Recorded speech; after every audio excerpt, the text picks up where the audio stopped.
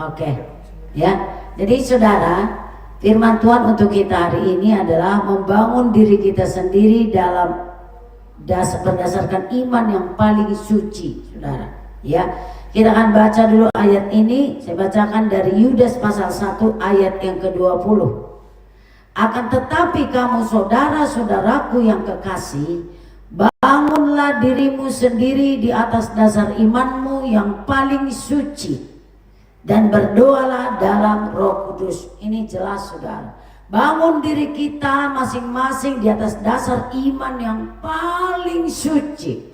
Karena memang iman itu adalah kunci penentu, saudara. Iman itu adalah inti kehidupan kita dalam mengikut Tuhan. Firman Tuhan berkata, saudara, dalam Roma pasal 14 ayat 23, saudara, bahwa saudaraku, tanpa iman tidak mungkin seorang pun bisa, saudaraku, ya, karena di sana dikatakan segala sesuatu yang di luar iman itu dosa, saudara. Ya, apapun yang kita kerjakan, aturan-aturan kehidupan, saudaraku, untuk berkenan sama Tuhan, tapi di luar, saudaraku, iman, usaha-usaha manusia itu nggak pernah menyentuh Tuhan, saudara. Ya, Ibrani pasal 11 ayat 6 berkata, barang siapa berpaling kepada Allah, dia harus percaya dengan sungguh-sungguh bahwa Allah itu ada, akan mendengarkan dan menjawab doa setiap orang yang percaya kepadanya. Ya, kemudian saudaraku, yang paling tegasnya lagi, iman itu adalah jaminan kita kelak akan perhentian yang kekal, saudara. Berarti saudaraku, kita boleh sama-sama mengetahui sekarang bahwa iman itu memang sangat mutlak. Makanya kitab Yudas menyuruh, bangun dirimu di atas dasar iman yang paling suci. Saudara yang dikasihi oleh Tuhan, kita mau lihat dulu Ibrani pasal yang ke-11 ayat yang pertama. Ya, Ibrani pasal 11 ayat yang pertama. Saya minta saudara kita Tasya membaca di sini, saudara bisa buka di sana. Silakan. Ibrani 11 ayat 1. Iman adalah dasar dari segala sesuatu yang kita harapkan dan bukti dari segala sesuatu yang tidak kita lihat. Ya, dasar dari segala sesuatu yang kita harapkan. Saudaraku, dalam hidup ini kita punya banyak harapan tiap hari. Harapan-harapan yang baik, saudara. Harapan-harapan, saudara, untuk kesembuhan, harapan-harapan untuk aman, harapan-harapan untuk berhasil, harapan-harapan untuk masa depan, harapan-harapan untuk keluarga. Banyaklah pengharapan untuk keuangan, pengharapan untuk ekonomi kita, saudaraku. Dan Alkitab berkata iman adalah dasar dari semua yang kita harapkan. Artinya harapan kita itu harus ada dasarnya, itulah iman. Ya, itulah iman. Iman itulah dasar dari yang kita harapkan. Dan kemudian, dan bukti dari segala yang belum kita, ya, apa itu bukti-bukti yang belum kelihatan tapi sudah ada buktinya? Apa itu? Itulah iman. Imanlah dasar dari yang kita harapkan, dan imanlah bukti dari yang belum kita lihat, saudaraku. Hal-hal baik yang belum kita lihat, ada buktinya iman kita, saudara. Ya, maka dari itu kita lihat, saudaraku, iman itu dari mana? Mari kita baca Roma pasal yang ke-10 ayat yang ke-17. Saudara bisa buka di sana. Saudara kita Tasya akan baca di sini Roma pasal yang ke-10 ayat yang ke-17. Silakan. Roma pasal ke-10 ayat 17. Jadi iman timbul dari pendengaran, dan pendengaran oleh firman Kristus. Iya, iman tadi kan, iman itu ada dasar yang kita harapkan. Jadi kita anak Tuhan ini berdasar kita berharap, dan ada bukti yang jelas dari semua yang belum kita lihat, karena kita punya Tuhan yang hidup. Itu iman. Kemudian dikatakan di sini, saudaraku, ya, iman itu timbul dari mendengar dan mendengar firman Tuhan. Artinya iman itu timbul dari firman Tuhan. Ya, dasar tadi bersumber dari firman Tuhan. Bukti yang kita belum lihat itu bersumber dari firman Tuhan. Wow, luar biasa. Jadi saudaraku, dasar pengharapan kita harus firman Tuhan. Bukti-bukti janji-janji berkat Tuhan kita terima itu harus berdasar atas firman Tuhan, saudara. Ya, Nah saudaraku, itu hebatnya saudaraku, firman memberikan kita saudaraku iman. Firman Tuhan itu menghasilkan iman dalam diri kita masing-masing, dalam hidup saudara, ya. Firman itu membuat iman saudara kaya, saudara, ya. Dan apapun yang saudara harapkan dalam hidup ini, itu bukan pengharapan yang sia-sia, saudara. Pengharapan kita tidak hampa, saudara, karena ada firman Tuhan, ya, karena ada janji Tuhan. Sebenarnya kita sebagai anak-anak Tuhan, saudaraku, kita sebenarnya adalah ahli waris. Jadi Tuhan Yesus melalui pengorbanannya di kayu salib, melalui saudaraku penebusannya atas kita masing-masing, atas saudara dan saya, Dia meninggalkan warisan bagi kita. Haleluya, ya, haleluya, ya. Kalau saudara ada warisan dari orang tua, itu hebat, men, ya. Saya ini sebagai boru, ya ada juga dapat warisan, ya. Ada senang tersendiri, ada nikmat gitu karena ada warisan. Oke, saudara. Tapi Sang Pencipta, saudaraku, menjadi dekat dengan kita, bahkan meninggalkan warisan untuk kita, saudara. Ya, melalui pengorbanan Tuhan Yesus, wih, luar biasa. Dia tinggalkan warisan untuk kita, saudaraku. Ya. Warisan itu di mana? Apakah itu fiktif atau nyata? Nyata. Warisan itu adalah tertulis dalam firman-Nya. Warisan Bapa itu tertera, tinggal dalam firman-Nya, tinggal di dalam firman-Nya. Jadi firman Tuhan itu adalah warisan Bapa melalui penebusan Yesus bagi kita semua. Amin. Ya. Saya sudah menyampaikan minggu-minggu lalu hebatnya kuasa firman, sudah.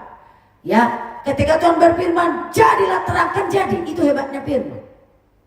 Ketika Tuhan berfirman, jadilah langit dan bumi, jadi.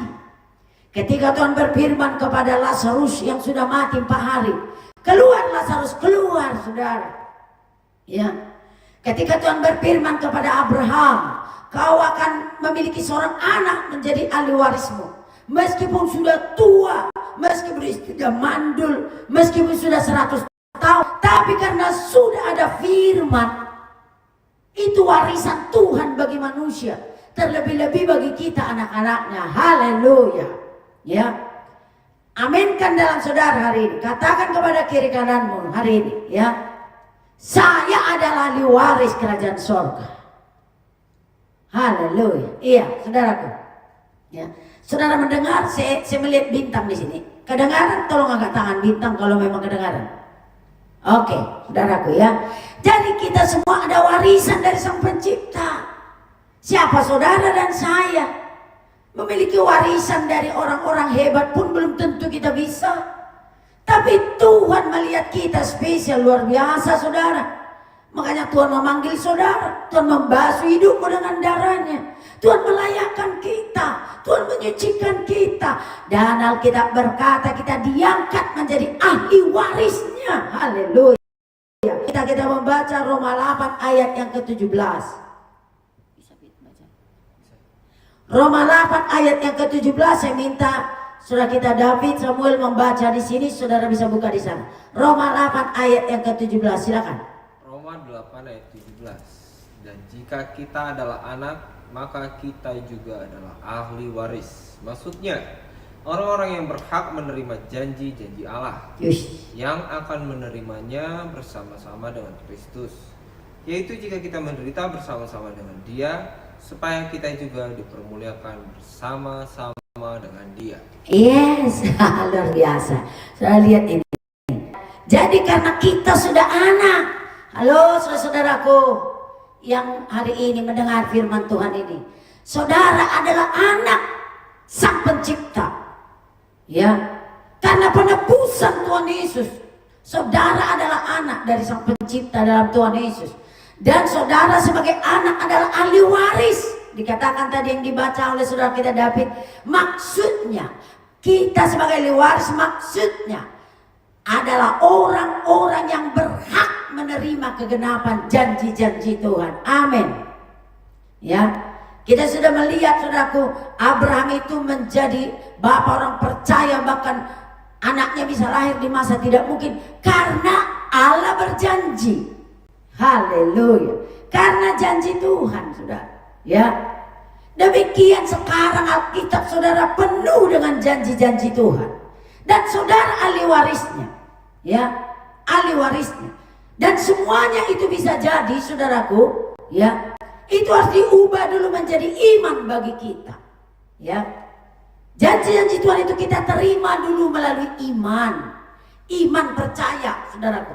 Kita sungguh-sungguh. Firman Tuhan itu, saudaraku, menghasilkan iman. Kemudian, saudaraku, kita sekarang hari ini saya akan menjelaskan.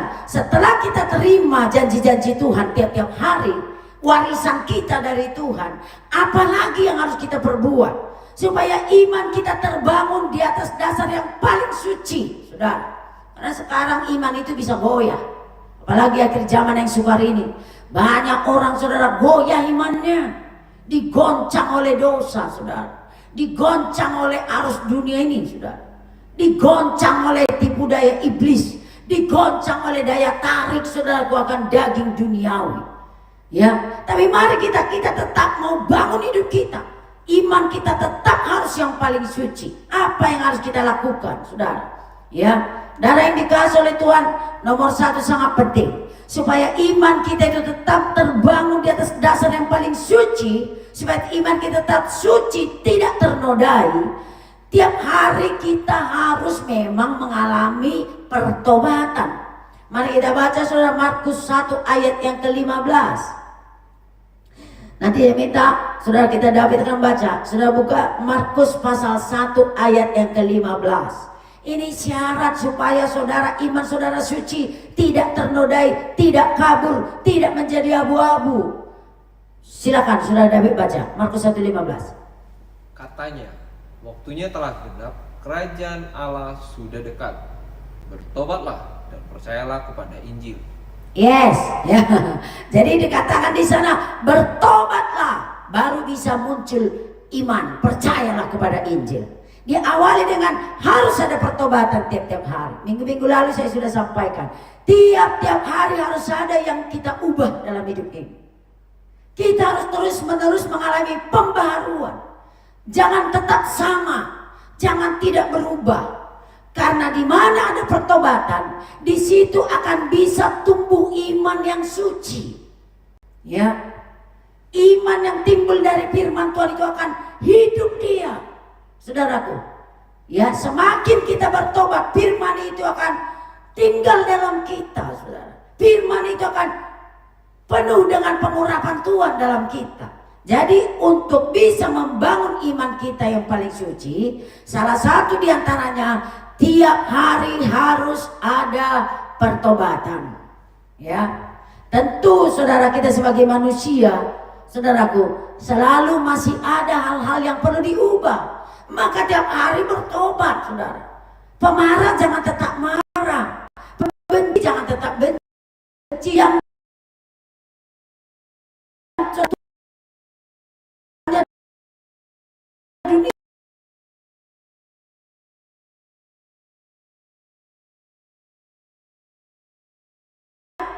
kedua, saudaraku, supaya iman kita betul-betul bisa suci, tidak kotor, saudaraku, ya, iman itu harus bergantung kepada Tuhan, jangan kepada manusia. 1 Korintus 2 ayat 5. Saya minta saudara kita David baca 1 Korintus pasal 2 ayat yang ke-5. Silakan.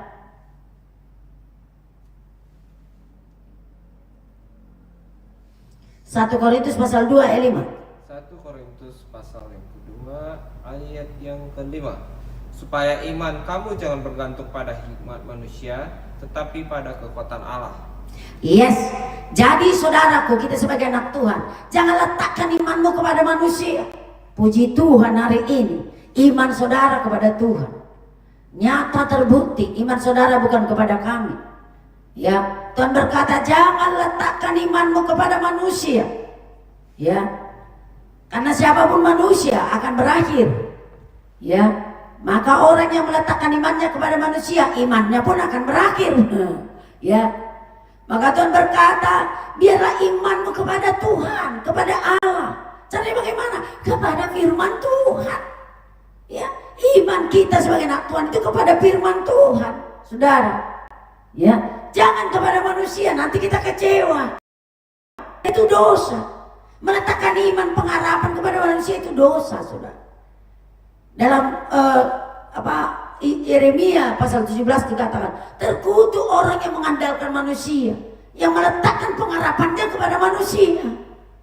Tapi ayat yang ke-78 dikatakan, diberkatilah orang yang mengandalkan Tuhan, yang berharap kepada Tuhan, saudara.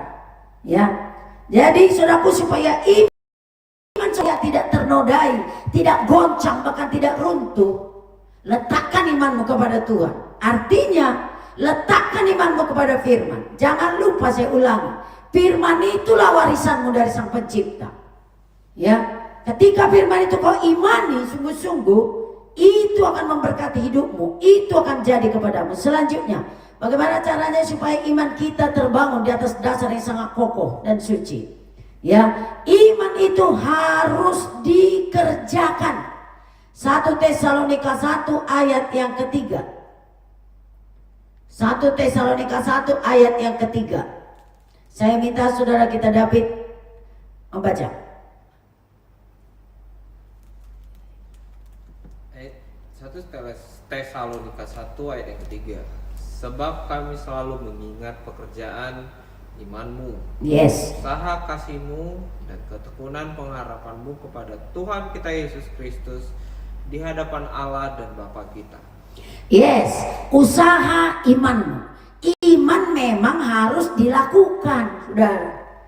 Kita Yakobus malah mengatakan, saudaraku, ya, dikatakan di sana, saudaraku, maukah engkau mengakui bahwa iman tanpa tindakan adalah mati? Dikatakan di sana. Kalau hanya percaya, kita Yakobus berkata, iblis juga percaya. Ya, bahkan takut gemetar mendengar nama Yesus, kata kita Yakobus, saudara. Ya, dari yang dikasih itu iblis tahu firman. Iblis itu, saudaraku, sangat percaya kepada firman, sangat percaya. Tapi dia melanggar firman. Dia tidak praktekkan firman itu bedanya. Maka Tuhan berkata, saudaraku, kamu harus tahu, hendaklah kamu jadi pelaku firman. Jadi supaya iman saudara bertumbuh, praktekkan, lakukan firman itu.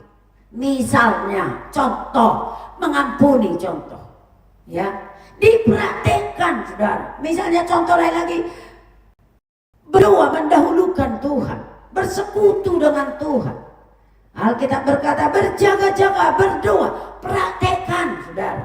Ya, misalnya lagi mengobarkan talenta, praktekkan, saudara.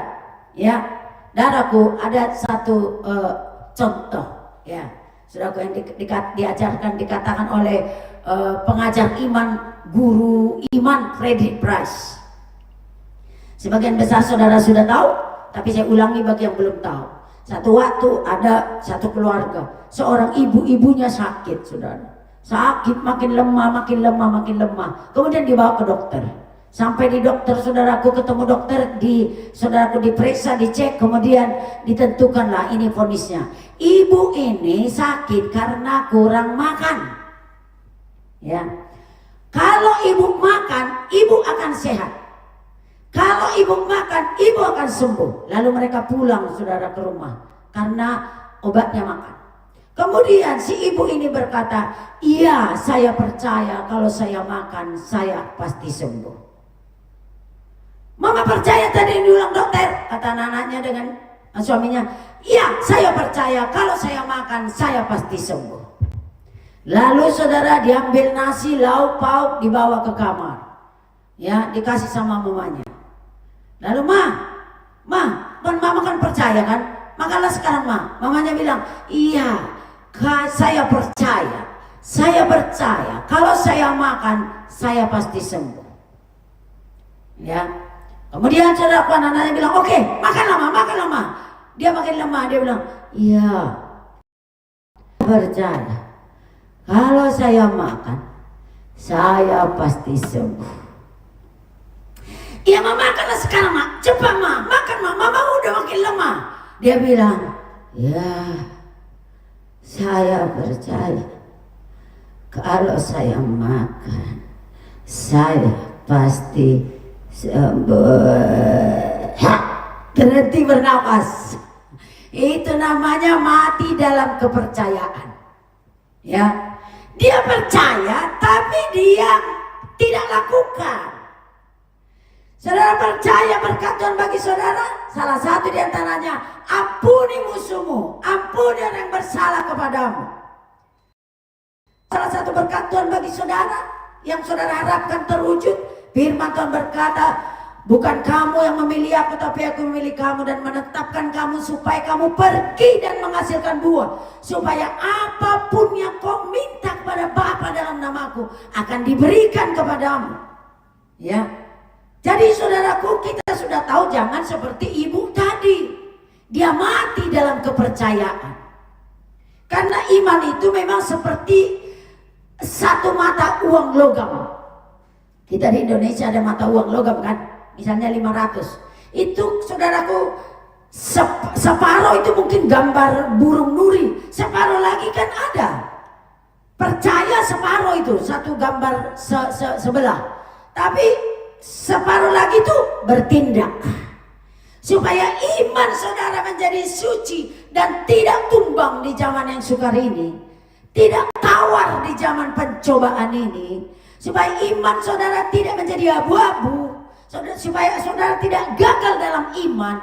Dua mata uang logam tersebut harus saudara aktifkan. Satu percaya, satu lagi lakukan. Lakukan seperti firman itu. Gak usah banyak apa ya, kalau buat saya itu jangan bagai banyak gaya gitu. Sederhana aja, percaya, praktekkan. Gak usah banyak cincong gitu. Seperti kata Kejadian 6 ayat yang ke-22 Nuh. Maka Nuh melakukan tepat seperti yang diperintahkan Tuhan. Padahal pada waktu itu Tuhan menyuruh dia membangun perahu di atas gunung. Gak ada manusia bangun perahu di atas gunung. Biasanya perahu itu dibangun di dekat laut.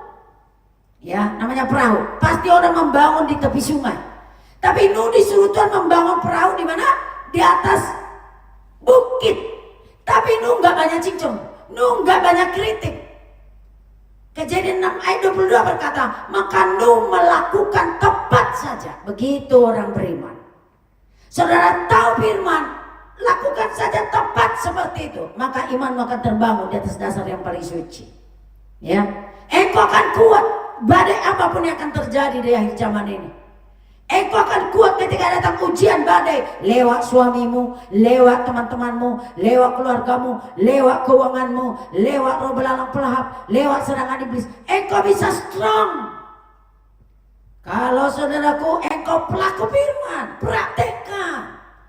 Ya, isi semua firman itu. Pernah seorang bertanya, apa yang harus kulakukan? Satu aja kata Tuhan, kasih. Ya, kasih, hidup dalam kasih, saudara. Ya, kasih itu tidak menyimpan kebencian. Saudaraku, kasih itu mengampuni, saudara. Jadi iman itu harus dikerjakan. Jangan seperti ibu yang mati dalam kepercayaan tadi. Selanjutnya, ya, selain dikerjakan, iman itu harus diperkatakan. Ini penting. Saya minta anak kami baca 2 Korintus 4 ayat 13. Saudara buka di situ. Kita akan mendengarkan 2 Korintus 4 ayat 13. Silakan.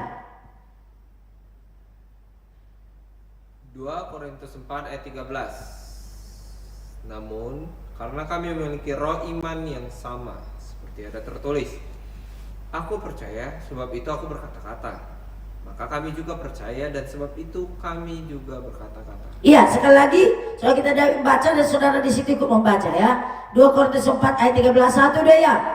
Namun karena kami memiliki roh iman yang sama, seperti ada tertulis, aku percaya, sebab itu aku berkata-kata.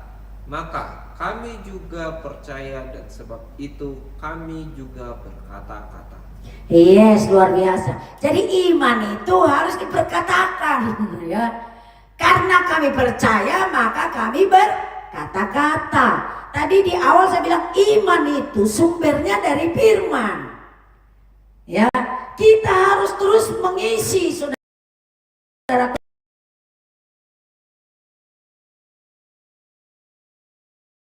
kita.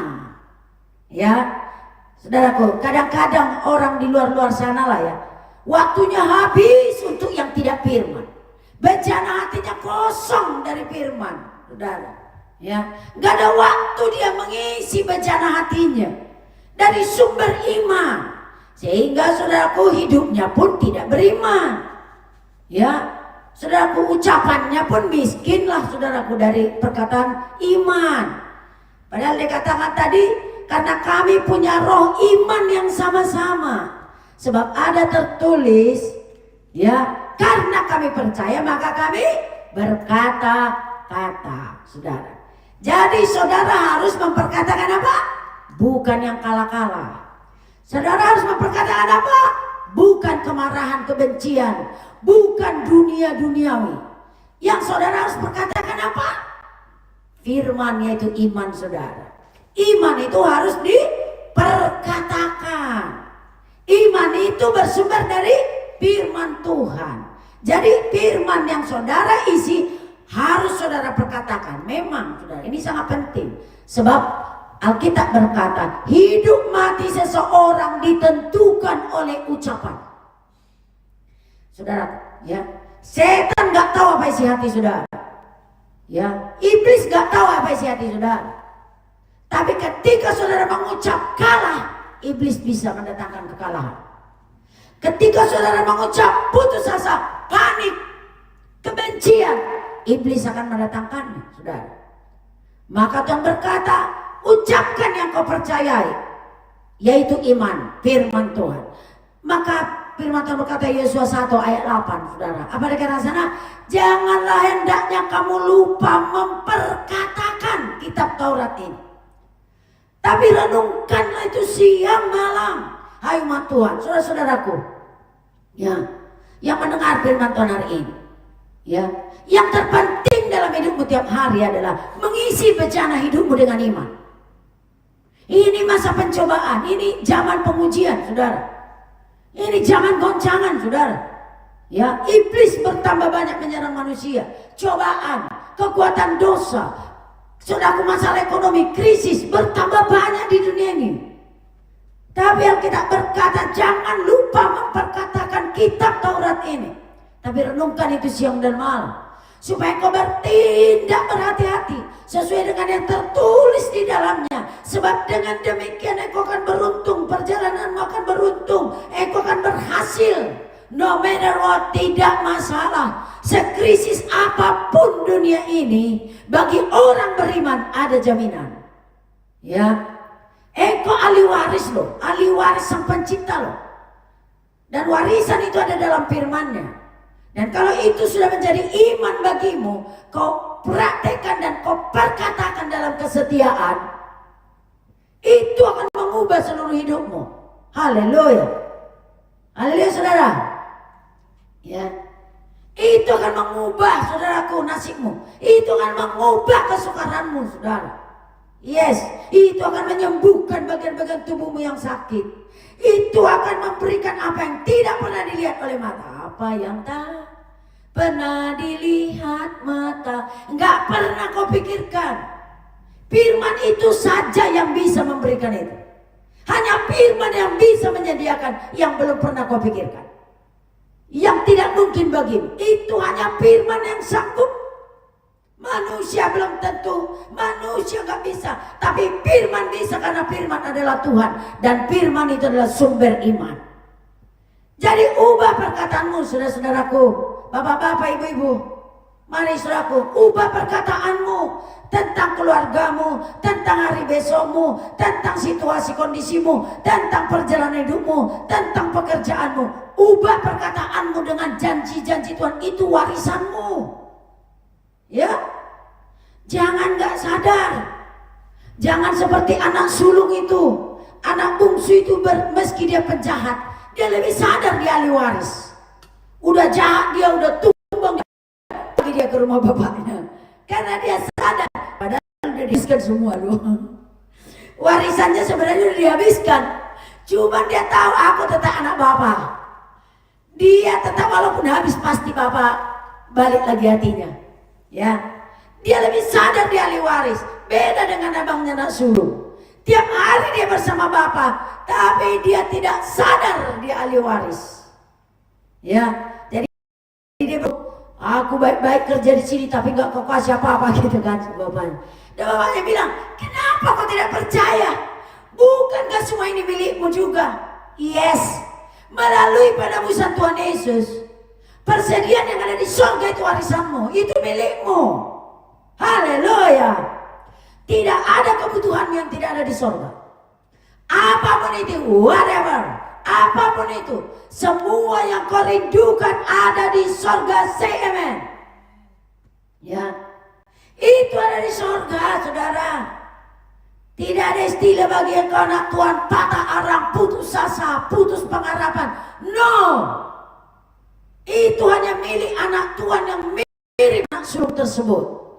Dia tidak sadar ucapannya ucapan kalah. Dia tidak mengisi bencana hatinya dengan sumber-sumber warisan dari Bapa di surga. Haleluya. Mari saudaraku, penuhi hati saudara dan ucapkan. Mulai hari ini ibu-ibu, ucapkan perkataan firman bagi keluargamu. Mulai hari ini para pemuda, para pemudi, perkatakan firman Tuhan bagimu. Mulai hari ini yang belum wisuda, ucapkan bahwa oleh pertolongan Tuhan saya bisa diwisuda. Ya. Mulai hari ini anak kami John bilang bentar lagi saya akan diwisuda sarjana hukum. Ya, saudara-saudara yang lain, saudaraku, perkatakan. Ya, Alkitab berkata, ada tertulis, kami percaya karena itu kami berkata-kata. Jadi yang harus kau perkatakan adalah yang kau percayai warisanmu dari firman Tuhan. Haleluya. Sedikit lagi saudaraku ya. Jadi saudaraku, setelah kita perkatakan apa lagi? Yang terakhir, kita harus memenangkan iman, pertandingan iman. Kita harus menang. Mari kita baca 1 Timotius pasal yang ke-6 ayat yang ke-12. Saya minta saudara kami di sini membaca dan saudara silakan buka dan saudara dengarkan. 1 Timotius 6 ayat yang ke-12. Silakan. 1 Timotius 6 ayat ke-12. Bertandinglah dalam pertandingan iman yang benar dan rebutlah hidup yang kekal. Untuk itulah engkau telah dipanggil dan telah engkau ikrarkan ikrar yang benar di depan banyak saksi. Yes, bertanding dan menangkan pertandingan. Ya, namanya pertandingan saudara. Ada musuh kan, ada lawan kan, ada rintangan kan. Ya, itu namanya bertanding. Harus ada adu jotos. Ada saudaraku perlawanan ya. Jadi saudaraku, dengan melengkapi yang tadi ketika ujian jangan langsung hilang iman ya.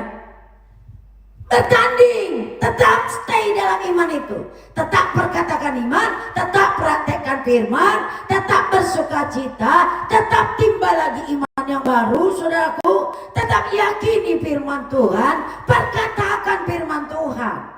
Ketika ada ujian jangan murtad, saudara. Ya, kan, saudaraku, ujian itu kan pencobaan kata kita, kesukaran. Entah itu mungkin kesukaran kecil, kesukaran sedang, kesukaran besar, kesukaran dalam keluarga, kesukaran keuangan. Jangan langsung murtad. Jangan langsung masalah itulah yang menutup hati, otak, pikiran, sendi-sendi, semuanya, rambut semuanya langsung tenggelam. Aduh sayang sekali. Padahal iman itu memang saudaraku, Alkitab berkata jangan heran dengan ujian yang begitu berat katanya. Itu hanya pembuktian untuk imanmu yang murni, bahwa imanmu tidak akan pernah kandas sekalipun oleh api. Ya. Jadi kalau datang ujian saudaraku, bertekun dalam doa. Ya. Perkatakan janji Tuhan. Pergi ke hadirat Tuhan. Jadi iman itu harus menang ketika terjadi pertandingan iman, ya. Rebut hidup kekal. Semua akan berlalu loh, semua akan berakhir loh, tapi iman sampai kelak ke surga, membawa kita ke surga. Jadi jangan lepaskan imanmu. Kalau ada rintangan, tantangan, jangan langsung ngumpat. Jangan langsung kecewa. Jangan langsung kritik Tuhan. Jangan langsung sudah persalahkan Tuhan, persalahkan kiri kanan muka belakang. Aduh, yang rugi Anda sendiri. Ya, ketika datang pencobaan, datang ujian, kita membuktikan iman kita menang.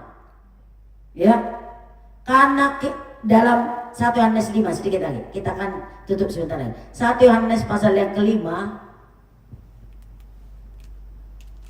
1 Yohanes pasal yang kelima ayat yang keempat sampai dengan ayat yang kelima. Silakan sudah buka di situ, akan dibaca dari sini. 1 Yohanes pasal 5 4 sampai 1 Yohanes 5 ayat keempat sampai 5. Sebab semua yang lahir dari Allah mengalahkan dunia, dan inilah kemenangan yang mengalahkan dunia, iman kita. Siapakah yang mengalahkan dunia selain daripada dia yang percaya bahwa Yesus adalah anak Allah? Yes. Apa yang mengalahkan dunia? Iman kita, saudara. Jadi iman kita itu memang punya kesanggupan mengalahkan dunia. Iman dalam diri kita itu sebenarnya memang punya kemampuan, punya kapasiti mengalahkan dunia. Apa yang ada dalam dunia? Iblis. Apalagi penyakit, apalagi krisis, apalagi serangan-serangan kehidupan. Dan Alkitab berkata, saudaraku, sebab semua yang lahir dari Allah.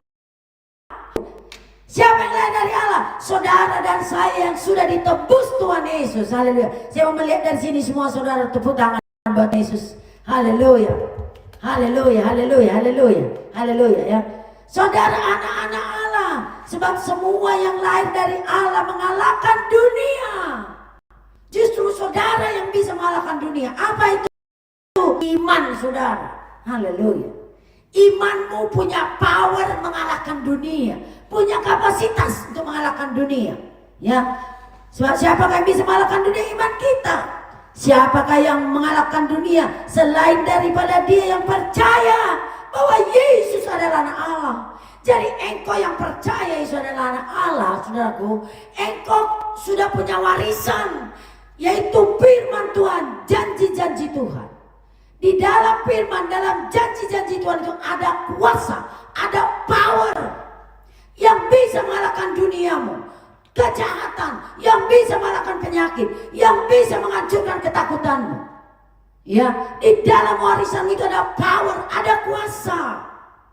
Ya, jadi engkau harus menang, bahkan engkau lebih dari pemenang. Jadi jangan mau ciut, cepat-cepat ciut. Ya, maka bertumbuh terus dalam iman yang paling suci. Maka terus berlari maju. Berikan waktu yang termanismu untuk mengisi bejana hatimu dengan sumber-sumber iman. Penuhi hatimu dengan warisanmu tiap hari, yaitu janji-janji Allah. Sebab engkau adalah ahli waris kerajaan surga. Maksudnya yang berhak menerima kegenapan janji-janji Tuhan. Ya, jadi itu yang termanis, supaya hidupmu manis, supaya hidupmu menang, saudara. No matter what, saya bilang gak ada masalah. Dunia ini tergoncang pun, engkau tetap dalam kemenangan. Ya, ketika segala sesuatu hancur lebur, engkau didukung Tuhan, di backup Tuhan. Biarpun gunung-gunung beranjak dan segala bukit bergoyang, tapi kasih setiamu tak akan beranjak darimu. Kasih setia Tuhan itu permanen, dan itu semua termaktub, tertera di dalam firman-Nya. Itu warisanmu ya. Jangan buang warisanmu ya. Ibrani pasal yang ke-10 berkata, saudaraku, ayat yang ke-34, nampak semoga ini menjadi ayat terakhir. Ibrani pasal yang